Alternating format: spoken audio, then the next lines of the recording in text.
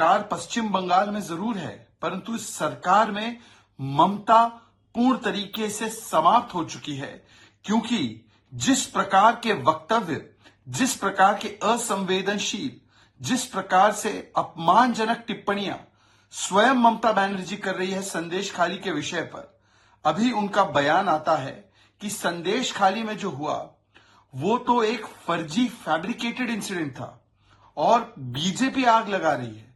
वो कहती है कि कोई एफआईआर ही नहीं हो पा रही है और अगर किसी से कुछ लिया गया है तो उसे लौटा दिया जाएगा। आबरू और इज्जत जो लूटी गई है वो कैसे लौट आएगी टीएमसी की सरकार?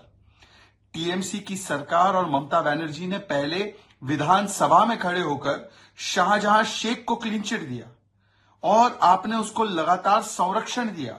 आपकी पुलिस ने उसको नहीं पकड़ा, आपकी पुलिस ने सुकांता मजूमदार को पीटा, आपकी पुलिस ने विक्टिम्स को परेशान किया। तो क्या ऐसी पुलिस और ऐसी कानून व्यवस्था में क्या न्याय मिलना संभव है? और आज ममता बनर्जी कहती है कि ये संदेश खाली, ये तो आरएसएस का एक बंकर है। लगातार महिलाओं पर, पीड़ितों पर, जिनका शोषण हुआ, ऐसी अनुसूचित जाति से आने वाली महिलाओं पर, हिंदू महिलाओं पर, उन्हीं पर आरोप लगाया जा रहा है और शाहजहां शेख को संरक्षण दिया जा रहा है टीएमसी के द्वारा।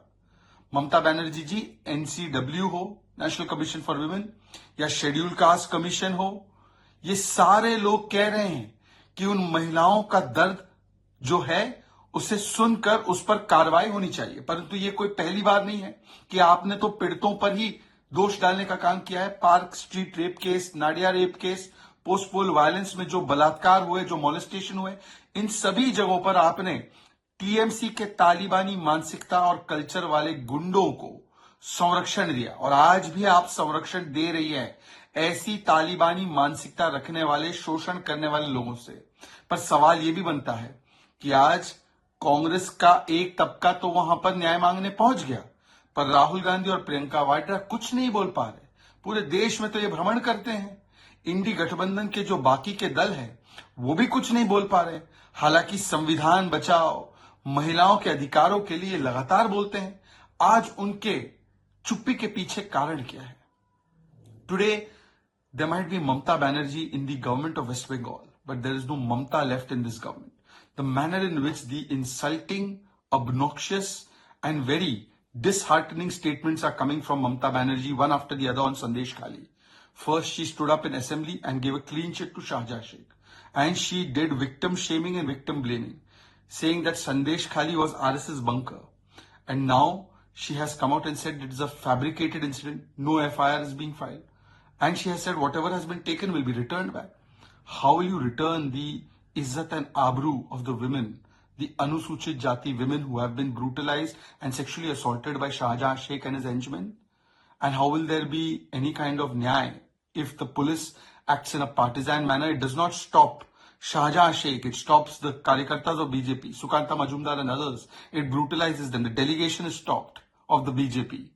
What is the truth that you're trying to hide, madam? And this is the approach not just in this case, but in case after case, the women are victim shamed.